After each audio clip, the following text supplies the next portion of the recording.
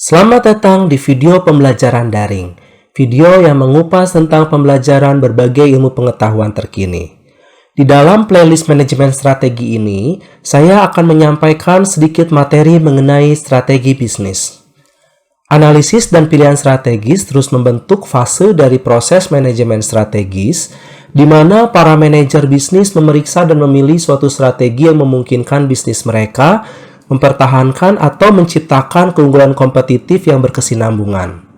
Titik awalnya adalah mengevaluasi dan menentukan keunggulan kompetitif yang menyediakan dasar untuk membedakan perusahaan dari alternatif lain yang masuk akal di dalam benak pelanggan. Video pembelajaran kali ini, teman-teman akan mempelajari analisis dan pilihan strategis di dalam bisnis dengan produk atau jasa tunggal atau dominan melalui pembahasan atas dua masalah besar. Yang pertama, strategi apa yang paling efektif di dalam membangun keunggulan kompetitif yang berkesinambungan bagi unit bisnis tunggal? Strategi kompetitif manakah yang paling efektif memosisikan suatu bisnis dalam industrinya? Misalnya, Scania, produsen truk paling produktif di dunia, bergabung dengan saingan utamanya, Volvo, sebagai dua jangkar bagi perekonomian Swedia. Scania telah membangun suatu keunggulan kompetitif yang berkesinambungan dengan strategi yang sepenuhnya berfokus pada truk besar di wilayah geografis yang terbatas. Yang kedua, haruskah bisnis dengan produk atau jasa yang dominan melakukan diversifikasi untuk membangun nilai dan keunggulan kompetitif? Strategi utama manakah yang paling sesuai? Misalnya, para manajer Dell dan Coca-Cola telah mempelajari pertanyaan mengenai diversifikasi dan kelihatannya menyimpulkan bahwa melanjutkan konsentrasi pada produk serta jasa inti dan mengembangkan pasar baru untuk produk serta jasa inti yang sama merupakan strategi yang terbaik. Para manajer bisnis mengevaluasi dan memilih strategi yang mereka pikir dapat membuat bisnis mereka berhasil. Bisnis menjadi berhasil karena memiliki keunggulan relatif terhadap para pesaingnya. Dua sumber terpenting dari keunggulan kompetitif dapat ditemukan dalam struktur biaya perusahaan dan kemampuannya untuk melakukan diferensiasi dari para pesaingnya. Strategi biaya rendah merupakan strategi bisnis yang berusaha membangun keunggulan kompetitif jangka panjang dengan menekankan dan menyempurnakan kegiatan rantai nilai yang dapat dicapai pada biaya di bawah yang mampu dicapai oleh para pesaing secara berkesinambungan. Kemudian, hal ini memungkinkan perusahaan untuk bersaing, khususnya melalui pengenaan harga yang lebih rendah dibandingkan dengan yang ditawarkan oleh para pesaing dan tetap berada di dalam bisnis. Contoh dari perusahaan yang menerapkan strategi ini adalah Toyota. Perusahaan pembuat mobil Jepang, Toyota, mengatakan telah menginvestasikan hampir 400 juta US dollar di sebuah perusahaan yang bekerja untuk mengkomersilkan mobil terbang listrik untuk layanan transportasi udara yang cepat, tenang, dan terjangkau. Investasi dalam Joby Aviation itu dilakukan ketika pembuat mobil itu berniat untuk berekspansi ke sektor-sektor baru ketika industri otomotif dengan cepat berubah. Presiden Toyota, Akio Toyoda, berjanji untuk memindahkan perusahaan dari produsen mobil ke perusahaan mobilitas. Toyota menyatakan bahwa transportasi udara telah menjadi tujuan jangka panjang. Melalui upaya baru dan menarik ini, perusahaan Toyota berharap dapat memberikan kebebasan bergerak dan kesenangan kepada pelanggan dimanapun, di darat, dan sekarang di langit. Ini pasti menjadi hal yang menarik ya teman-teman. Kita tunggu saja launching mobil terbang Toyota ini di Indonesia. Dalam melakukan produksinya, Toyota menggunakan sistem produksi yang dikenal dengan sebutan Sistem Produksi Toyota, atau dalam bahasa Inggris disebut dengan Toyota Production System, yang disingkat dengan TPS.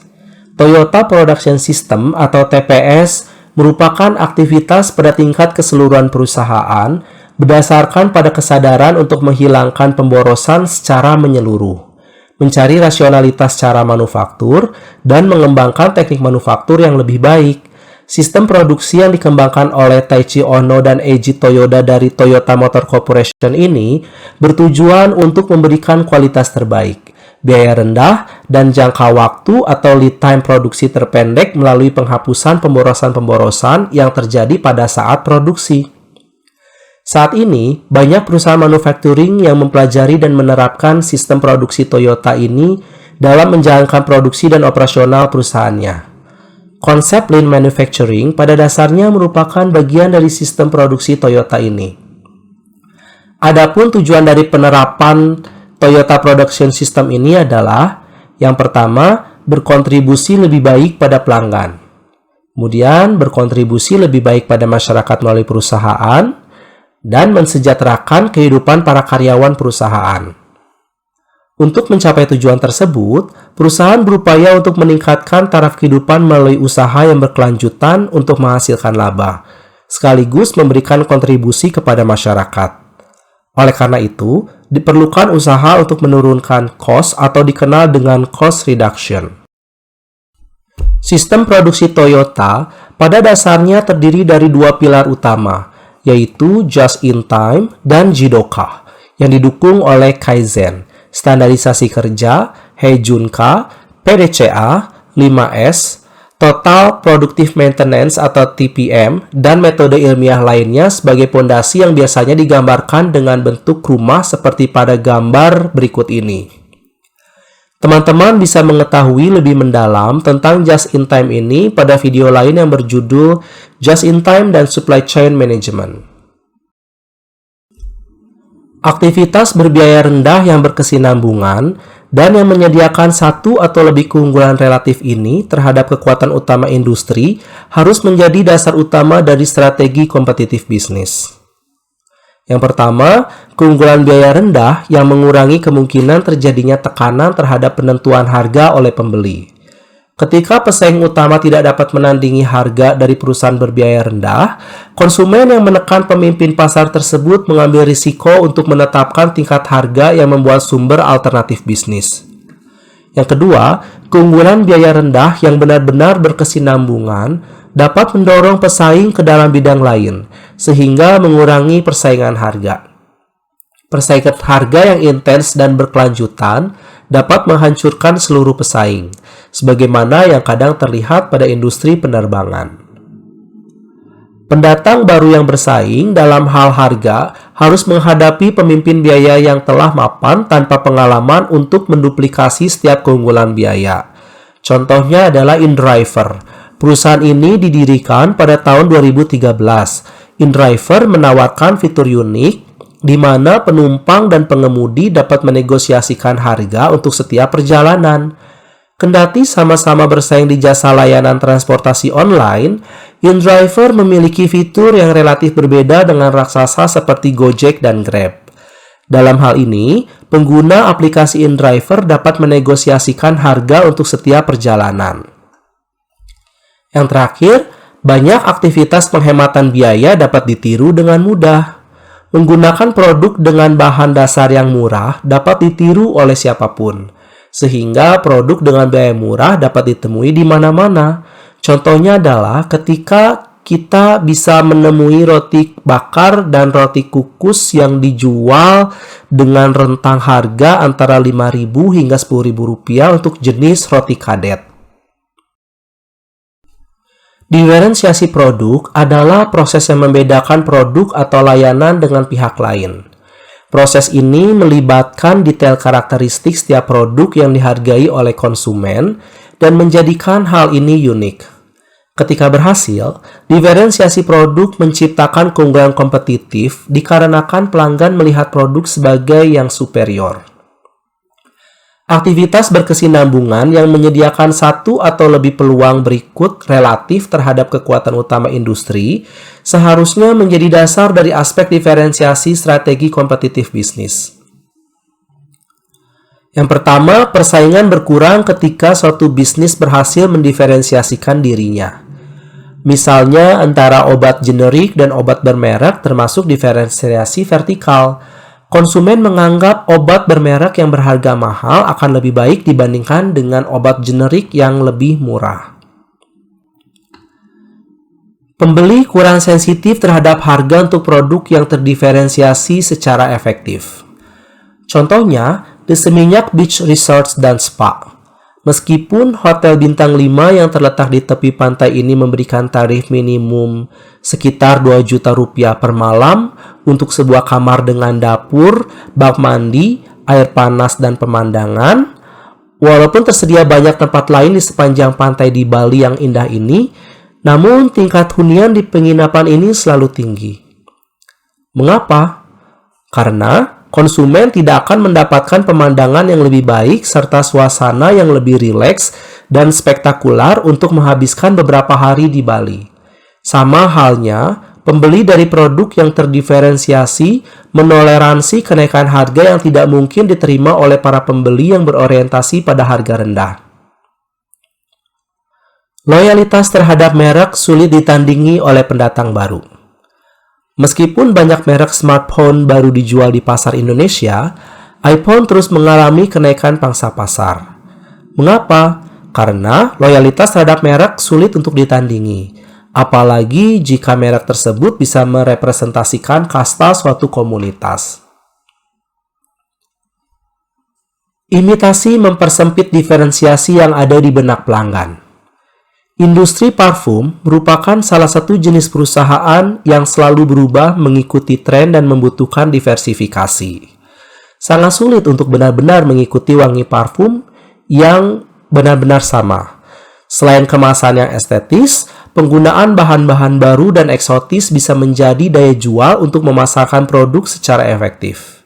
Selain itu, penerapan konsep easy to use bisa terlihat dalam penerapan kemasan portable seperti rollerball. Dengan teknik diferensiasi, perusahaan bisa menentukan segmen pasar yang berbeda. Misalnya, satu merek bisa menciptakan wewangian yang berbeda untuk pria dan wanita. Kemudian memperkenalkan aroma parfum baru untuk menggantikan wewangian yang lama. Perubahan teknologi yang meniadakan investasi atau pembelajaran yang lalu. Swiss mengendalikan lebih dari 95% pasar jam tangan dunia sampai 1970-an. Sebagian besar seniman, teknologi, dan infrastruktur berada di Swiss. Texas Instruments yang berbasis di Amerika Serikat memutuskan bereksperimentasi dengan penggunaan teknologi digital untuk jam tangan. Produsen-produsen Swiss tidak tertarik. Sebaliknya, Seiko dari Jepang dan perusahaan lainnya sangat tertarik. Pada 2007, Swiss hanya memproduksi kurang dari 5% jam tangan dunia. Yang terakhir, perbedaan biaya antara pesaing dan berbiaya rendah dengan bisnis terdiferensiasi menjadi terlalu besar, sehingga sulit bagi diferensiasi untuk mempertahankan loyalitas terhadap merek. Meningkatnya biaya pendidikan di perguruan tinggi, khususnya di beberapa lembaga pendidikan terkemuka, telah menyebabkan banyak mahasiswa memilih perguruan tinggi lain yang menawarkan mata kuliah yang sama, tetapi dengan biaya yang lebih rendah. Perguruan tinggi tersebut tidak memiliki citra, kemewahan, ataupun profesor yang sebenarnya jarang mengajar mahasiswa tingkat 1. Contoh lain adalah para pembeli mungkin akan mulai memilih untuk mengorbankan beberapa fitur, layanan atau citra yang dimiliki oleh bisnis terdiferensiasi guna menghemat biaya dalam jumlah yang besar. Strategi berbasis kecepatan atau respons cepat terhadap permintaan pelanggan atau terhadap perubahan pasar dan teknologi telah menjadi sumber utama keunggulan kompetitif bagi banyak perusahaan dalam perekonomian global yang sangat kompetitif saat ini. Kecepatan tentunya merupakan suatu bentuk diferensiasi.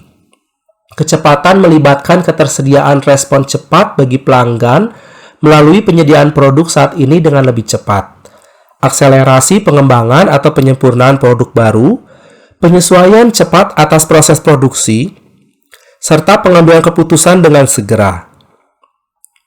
Sementara itu, biaya rendah dan diferensiasi dapat menyediakan keunggulan kompetitif yang penting. Para manajer dari perusahaan yang berhasil pada masa depan akan mendasarkan strateginya pada penciptaan keunggulan kompetitif berbasis kecepatan. Keunggulan kompetitif berbasis kecepatan dapat diciptakan melalui beberapa kegiatan. Yang pertama, tanggapan pelanggan. Perusahaan yang bisa merespon isu atau masalah dengan cepat dapat menjadi dasar bagi keunggulan kompetitif. Sesuatu yang membangun loyalitas pelanggan dengan cepat. Setiap konsumen ingin mendapatkan layanan yang cepat, pengiriman yang cepat, dan segala sesuatu yang instan. Siklus pengembangan produk.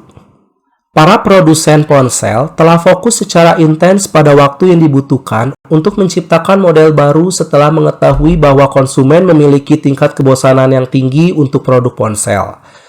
Contohnya seperti produk Vivo yang telah memiliki pabrik sendiri di Cikupa, Tangerang, memproduksi unit baru setiap kuartal. Kecepatan dalam pengiriman atau distribusi. Perusahaan yang dapat menyediakan apa yang dibutuhkan konsumen, bahkan bila saat tersebut adalah besok, menyadari bahwa para pembeli sudah mengharapkan tingkat responsivitas semacam itu.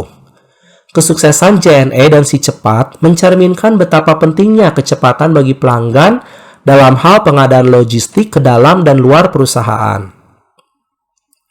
Berbagi informasi dan teknologi. Kecepatan berbagi informasi yang menjadi dasar bagi keputusan, tindakan, atau aktivitas penting lain yang dilakukan oleh pelanggan, pemasok, atau rekanan telah menjadi sumber utama keunggulan kompetitif bagi banyak bisnis. Telekomunikasi, internet, dan jaringan adalah bagian dari infrastruktur yang sangat besar yang digunakan oleh para manajer yang berpengetahuan untuk membangun kembali atau menciptakan nilai dalam bisnis mereka melalui berbagai informasi. Sementara itu, strategi berbasis kecepatan memiliki risiko yang harus dipertimbangkan oleh manajer. Pertama, mempercepat aktivitas yang belum pernah dilaksanakan dengan cara memprioritaskan respons cepat sebaiknya hanya dilakukan setelah memberikan perhatian yang besar terhadap pelatihan, reorganisasi, dan atau rekayasa ulang. Kedua, beberapa industri yang stabil dan mapan dengan tingkat perubahan sangat minimum mungkin tidak menawarkan banyak keunggulan bagi perusahaan yang memperkenalkan suatu bentuk respons yang cepat. Para konsumen dalam industri semacam itu menyukai tingkat kecepatan yang lebih lambat atau biaya lebih rendah yang tersedia pada saat itu, atau mereka memiliki waktu yang panjang untuk melakukan pembelian sehingga kecepatan tidak begitu penting bagi mereka. Perusahaan kecil, setidaknya yang lebih baik, biasanya berhasil karena perusahaan itu melayani ceruk pasar yang sempit. Hal ini biasanya disebut fokus pasar yang merupakan strategi umum yang menerapkan pendekatan diferensiasi atau berbiaya rendah atau kombinasi dari keduanya dan hanya melakukannya di ceruk pasar yang sempit dan bukan di pasar yang lebih luas. Fokus sempit tersebut dapat didefinisikan secara geografis atau berdasarkan pada fitur jenis produk, jenis target pelanggan, atau kombinasi dari hal-hal tersebut. Terdapat dua hal penting dalam fokus pasar. Pertama, bisnis ini berfokus pada bagian dari suatu ceruk pasar sempit untuk membangun keunggulan kompetitif yang kuat. Akan tetapi, fokus saja tidaklah cukup untuk membangun keunggulan kompetitif. Jadi, di dalam ceruk pasar ini, perusahaan pembuatan software biasanya menciptakan kapabilitas, sumber daya, dan aktivitas rantai nilai yang mencapai keunggulan kompetitif berbasis diferensiasi, biaya rendah, dan kecepatan. Hal ini sangat sulit untuk ditiru oleh perusahaan lain, terutama perusahaan yang berorientasi pada pasar massal. Kedua, fokus pasar memungkinkan beberapa bisnis untuk bersaing berdasarkan pada biaya rendah, diferensiasi, dan respons segera terhadap bisnis yang lebih besar dengan sumber daya yang lebih banyak. Fokus memungkinkan suatu bisnis untuk mempelajari target pelanggannya, kebutuhan mereka, pertimbangan khusus yang mereka akomodasi, dan membangun hubungan pribadi dengan cara yang membuat perusahaan yang lebih kecil berbeda atau yang membuatnya lebih bernilai bagi target pelanggan. Biaya rendah juga dapat dicapai sehingga memenuhi kebutuhan ceruk pasar dalam operasi pembeli yang tidak dilirik oleh pesaing besar atau yang tidak dapat dijangkau oleh mereka dengan biaya yang sama efektifnya. Adapun contoh perusahaan yang fokus adalah Alfamart. Alfamart sudah memiliki jumlah pelanggan yang berjumlah sangat besar sehingga perusahaan harus mampu melayani kepuasan serta permintaan pelanggannya. Apalagi Alfamart sudah hampir menjadi toko wajib yang harus ada di setiap kawasan pemukiman. Brand image yang telah melekat pada pemikiran pelanggan adalah Alfamart sebagai minimarket, bukan sebagai convenience store seperti 7-Eleven, Indomart Point, Circle K, dan lain-lain. Sejauh ini, Alfamart tidak melakukan perubahan atau penambahan model penjualannya. Alfamart tetap menjalankan seluruh fokus target market utamanya. Starbucks. Siapa yang tidak kenal dengan Starbucks? Perusahaan kopi asal Amerika yang namanya telah mendunia. Dengan misi to inspire and nurture the human spirit, one person, one cup, and one neighborhood at a time. Starbucks tidak hanya menawarkan kualitas produk yang tinggi, tapi juga mementingkan kesenangan para pelanggan melalui pelayanan dan atmosfer tempat yang nyaman. Starbucks sangat menjaga kepuasan para pelanggannya. Starbucks menawarkan produk konsep kepada pelanggan dengan mengubah pengalaman meminum kopi, lalu menggabungkannya dengan berbagai jenis kopi yang berkualitas. Starbucks berfokus pada komitmen yaitu menyajikan produk-produk kreatif yang berbasis kopi unggulan dan makanan yang disajikan cocok untuk mendukung produk minuman kopinya seperti pastry, cake, dan lain-lain. Ada 4 tahap evolusi industri dan kapabilitas fungsional umum yang seringkali dikaitkan dengan keberhasilan bisnisnya. Tahapan tersebut adalah yang pertama industri baru, kemudian industri berkembang, industri dewasa, dan terakhir industri yang mengalami penurunan. Industri baru adalah industri yang baru dibentuk atau yang dibentuk kembali yang biasanya diciptakan melalui inovasi teknologi, kebutuhan baru pelanggan, atau perubahan sosial atau ekonomi lainnya. Contoh profesi di industri internet yang baru adalah yang pertama steamer. Steamer adalah seseorang yang merekam diri mereka sendiri bermain game kepada para penonton langsung secara online. Praktik ini menjadi populer pada pertengahan 2010 di situs-situs seperti Twitch, kemudian berkembang ke YouTube, Facebook, dan berbagai layanan lainnya. Contohnya adalah PewDiePie, seorang streamer yang memiliki kekayaan sebesar 40 juta US dollar dengan bermain game secara online. Buzzer. Buzzer secara bahasa artinya pendengung. Buzzer sudah diakui oleh Kementerian Komunikasi dan Informatika atau Kemenkominfo sebagai salah satu mata pencarian untuk mendulang uang di era digital.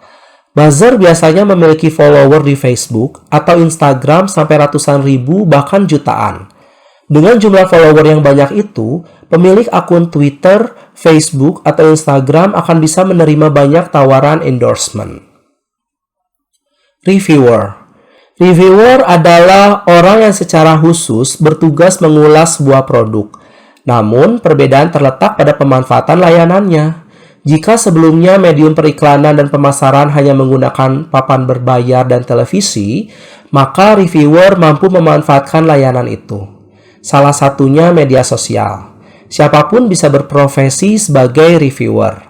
Kualifikasi yang diperlukan dalam profesi ini bergantung dari pengetahuan produk yang dikuasai, sudut pandang, dan nilai informasi yang terkandung. Profesi reviewer mampu menjadi sumber informasi konsumen terhadap produk yang hendak dibelinya. Oleh sebab itu, profesi ini memerlukan kreativitas, imajinasi, dan pengetahuan yang mumpuni akan produk yang hendak ditinjau. Data scientist atau data analis. Era digital adalah era data besar. Data yang sangat besar di internet ini bisa dimanfaatkan untuk berbagai kepentingan, baik ekonomi bisnis maupun politik. Dibutuhkan seorang data scientist atau data analis yang berperan untuk mengumpulkan, menganalisis, dan menyimpulkan perilaku pengguna internet. Data yang tepat dan lengkap ditambah ketelitian seorang data scientist adalah resep rahasia untuk memahami para konsumen dan peluang yang bisa didapatkan darinya. SEO Specialist atau SEO Manager. SEO adalah singkatan dari Search Engine Optimization atau pengoptimalan mesin pencari. SEO dibutuhkan agar sebuah website mudah ditemukan, diindeks, dan mendapatkan peringkat atas di halaman hasil pencarian Google. SEO yang diterapkan dengan baik akan menjadikan sebuah web banyak pengunjungnya. Jumlah kunjungan berdampak pada popularitas, pengaruh, dan akhirnya mendatangkan uang. SEO Manager bertugas mengatur kata kunci yang nantinya bisa menaikkan trafik dari sebuah website. Kemudian dia juga akan membuat strategi pemasaran, tautan link, dan sebagainya. UI UX Manager. UI UX Manager dibutuhkan banyak perusahaan saat ini. UI UX Manager lebih fokus dalam mendesain antarmuka dalam sebuah web atau smartphone. Mereka akan mendesain antarmuka ini untuk menarik para pengguna web atau smartphone. Untuk dapat berhasil di industri baru, maka suatu perusahaan perlu membuat rencana yang benar-benar solid. Adanya rencana solid ini bertujuan untuk melatih personel dan merekrut beberapa hal yang memang dibutuhkan. Perusahaan bisa menggunakan analisis kelayakan bisnis dan bisnis model canvas atau BMC yang merupakan sebuah strategi manajemen yang disusun untuk menjabarkan ide dan juga konsep sebuah bisnis ke dalam bentuk visual. Selalu berupaya untuk paham teknologi. Perusahaan yang ada di industri baru harus mengupgrade skill terlebih dalam teknologi yang ada. Di era revolusi industri 4.0 ini sedang dikembangkan dengan cepat. Tentu sangat penting untuk tetap mengikuti dan menerima segala perubahan yang ada. Teknologi yang ada saat ini terbilang sangat beraneka ragam. Ketika perusahaan tidak mengetahui teknologi dan peruntukannya dalam bisnis, maka bisnis akan sulit berkembang dibandingkan kompetitor yang menggunakan teknologi yang lebih matang. Selalu berupaya menciptakan pengalaman pelanggan yang lebih baik. Mengembangkan pengalaman pelanggan menjadi salah satu faktor penentu sukses atau tidaknya sebuah bisnis dan harus dipertimbangkan di antara prioritas utama dalam membangun sebuah bisnis di era revolusi industri 4.0. Contohnya adalah dengan menggunakan chatbox artificial intelligence yang bisa dengan cepat merespon kebutuhan pelanggan. Berinovasi. Adanya perubahan kondisi mengharuskan seseorang untuk berpikir bagaimana bisnis tetap eksis dan memiliki banyak peluang besar di pasar bisnis. Ketika mampu melakukan inovasi, bukan hal mustahil sebuah bisnis akan sukses dan berkembang. Growth strategi atau strategi pertumbuhan adalah rencana untuk meningkatkan ukuran dan nilai sebuah bisnis. Strategi pertumbuhan dapat digunakan untuk meningkatkan kinerja keuangan perusahaan seperti pendapatan atau laba. Dengan menggunakan strategi pertumbuhan, sebuah perusahaan dapat memperluas usahanya melalui inovasi produk, ekspansi pasar, peluncuran lini produk baru, dan lain-lain. Dalam strategi ini, bisnis bertujuan untuk menang dalam kompetisi yang berlangsung di pasar, lengkap dengan berbagai cara yang dianggap paling efisien untuk mencapai tujuan tersebut. Cara-cara ini akan diterapkan di berbagai area pemasaran. Dapat juga diterapkan pada departemen lainnya, misalnya penjualan dan pengembangan produk. Ada beberapa versi dari strategi pertumbuhan. Tapi yang paling sering digunakan adalah keempat jenis growth strategi berikut. Market penetration atau penetrasi pasar. Jenis yang pertama ini dianggap sebagai strategi dengan risiko yang rendah. Sebuah perusahaan menggunakan strategi penetrasi pasar untuk mengembangkan volume bisnisnya dengan produk yang mereka miliki saat ini dan sudah dipasarkan. Jadi, tujuannya adalah untuk meningkatkan total penjualan produk tersebut. Penetrasi pasar sering tertukar dengan pengembangan pasar. Pada dasarnya, penetrasi pasar fokus pada loyalitas brand dan mempertahankan konsumen. Caranya adalah menggunakan material pemasaran agar dapat terhubung dengan konsumen. Produk maupun jasa yang digunakan adalah sudah beredar di pasar. Misalnya dengan cara memberlakukan harga diskon atau pembelian bundle. Dengan begitu, konsumen jadi lebih tertarik membeli produk daripada produk kompetitor atau pesaing. Cara lainnya adalah menyediakan kemasan yang lebih berkualitas.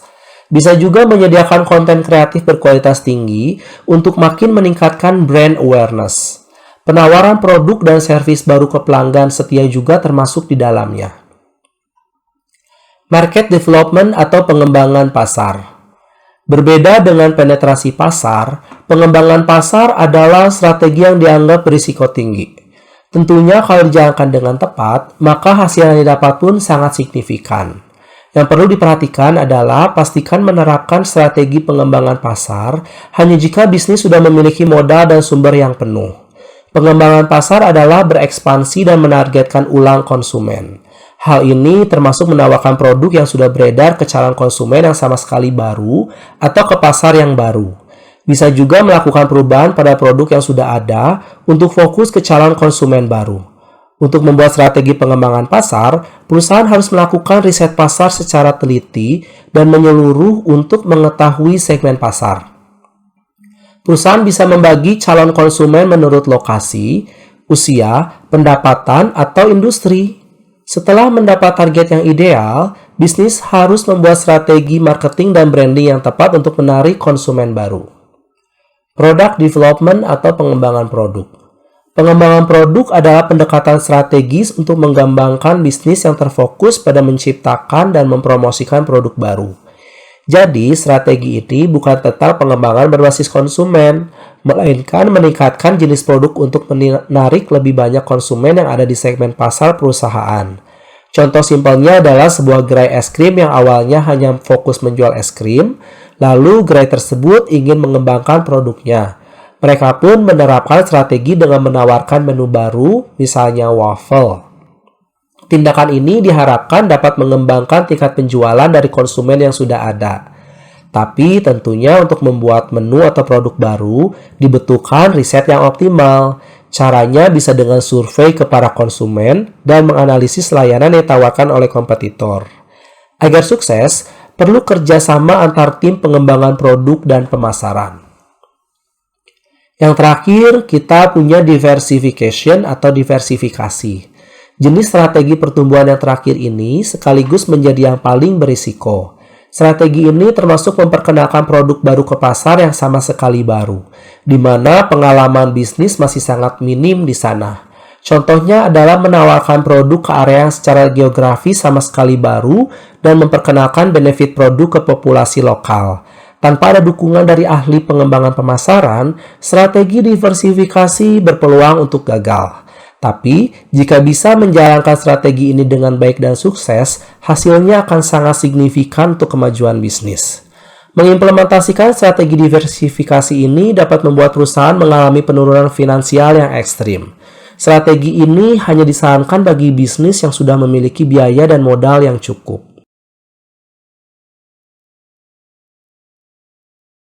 Strategi industri dewasa. Industri dewasa atau mature industries didominasi oleh beberapa perusahaan besar yang dalam operasinya saling mempengaruhi atau interdependen. Kesuksesan strategi satu perusahaan merupakan pengaruh dari respon pesaingnya. Pada tahap ini, pasar mencapai ukuran maksimum dan pertumbuhan industri mencapai puncaknya. Struktur pasar mulai berubah menjadi oligopoli dengan hanya beberapa perusahaan kuat. Untuk menumbuhkan penjualan, perusahaan berusaha merebut pelanggan dari pesaing atau mendorong pembelian berulang. Sumber pendapatan perusahaan hanya berasal dari penggantian atau pembelian berulang. Perusahaan tidak lagi mengejar pertumbuhan, melainkan fokus pada pangsa pasar, profitabilitas, dan arus kas. Industri yang mengalami penurunan atau declining industries adalah industri yang menghasilkan produk atau jasa yang permintaannya tumbuh lebih lambat dibandingkan dengan permintaan dalam perekonomian secara keseluruhan. Dengan kata lain, permintaan akan produk atau jasa industri tersebut sesungguhnya berkurang.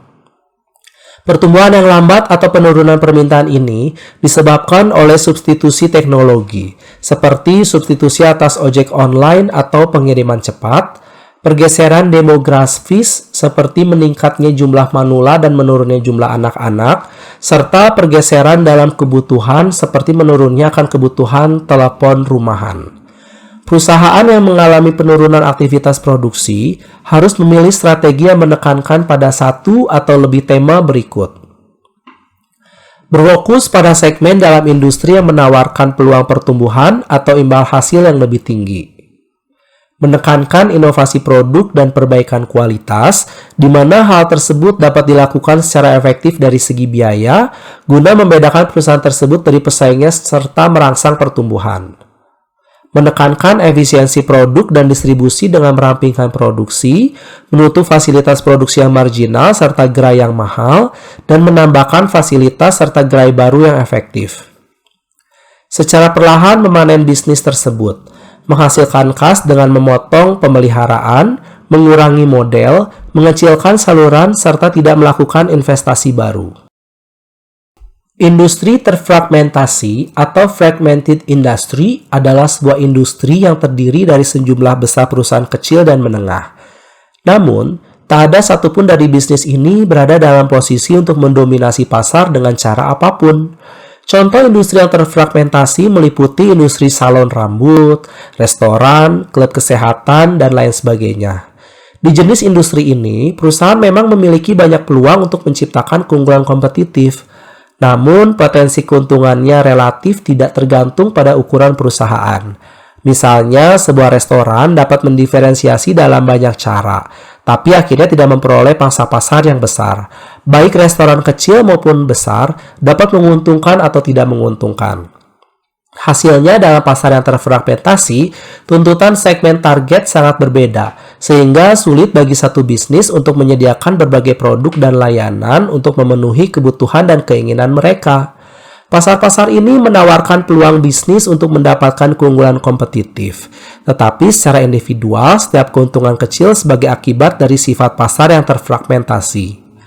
Ada sejumlah alasan kenapa sebuah pasar cenderung terfragmentasi, termasuk tidak adanya skala ekonomi, hambatan masuk yang rendah, kebutuhan pelanggan yang cenderung spesifik, dan loyalitas merek yang rendah. Industri terfragmentasi seperti industri retail merupakan industri yang terdiri dari banyak perusahaan kecil dan menengah dengan karakteristik ketiadaan skala ekonomi, kurangnya loyalitas terhadap brand, serta rendahnya hambatan bagi pendatang baru di dalam industri. Salah satu strategi yang dapat diterapkan oleh perusahaan di dalam industri yang terfragmentasi adalah dengan mengonsolidasikan bisnis di dalam industri agar skala ekonomi dan loyalitas brand dapat diperoleh. Alfamart berhasil melakukannya dengan berfokus pada penjualan retail kepada masyarakat dan menawarkan nilai baru yang belum sepenuhnya dimiliki oleh bisnis lain seperti ketersediaan berbagai macam produk dengan harga murah, lokasi toko yang strategis, desain bangunan yang modern, dan pelayanan yang ramah dan responsif kepada pelanggan. Keberhasilan tersebut menempatkan Alfamart sebagai salah satu value inovator di dalam industri retail. Literatur menunjukkan keberhasilan dalam mengonsolidasikan bisnis dengan nilai-nilai baru di dalam industri yang terfragmentasi dapat dilakukan melalui dua cara, yaitu melalui mekanisme chaining atau franchising. Chaining dilakukan oleh perusahaan dengan cara membuka jaringan toko baru yang menerapkan strategi dan formula yang sama dan dimiliki sepenuhnya oleh perusahaan. Sementara itu, franchising dilakukan dengan memberi lisensi ke pihak lain untuk membuka jaringan toko baru berdasarkan kontrak yang telah disepakati. Industri global merupakan situasi terakhir di mana keberhasilan seringkali dikaitkan dengan sumber-sumber keunggulan kompetitif yang dapat diidentifikasi. Industri global merupakan industri yang terdiri atas perusahaan yang posisi kompetitif persaingan di wilayah geografis utama atau pasar nasional dipengaruhi secara fundamental oleh kompetitif globalnya secara keseluruhan. Untuk menghindari kerugian strategis, perusahaan dalam industri global hampir semuanya diharuskan untuk bersaing di tingkat dunia. Minyak, baja, mobil, pakaian, motor, televisi, dan komputer merupakan contoh dari industri global. Industri global memiliki 4 fitur unik yang membentuk strategi. Yang pertama, perbedaan dalam harga dan biaya dari satu negara ke negara lain yang disebabkan oleh fluktuasi nilai tukar, perbedaan tingkat upah dan inflasi serta faktor ekonomi lainnya. Yang kedua, perbedaan dalam kebutuhan pembeli di negara yang berbeda. Yang ketiga, perbedaan dalam pesaing dan cara bersaing dari satu negara ke negara lain. Yang terakhir, perbedaan dalam aturan perdagangan dan peraturan pemerintahan di negara yang berbeda.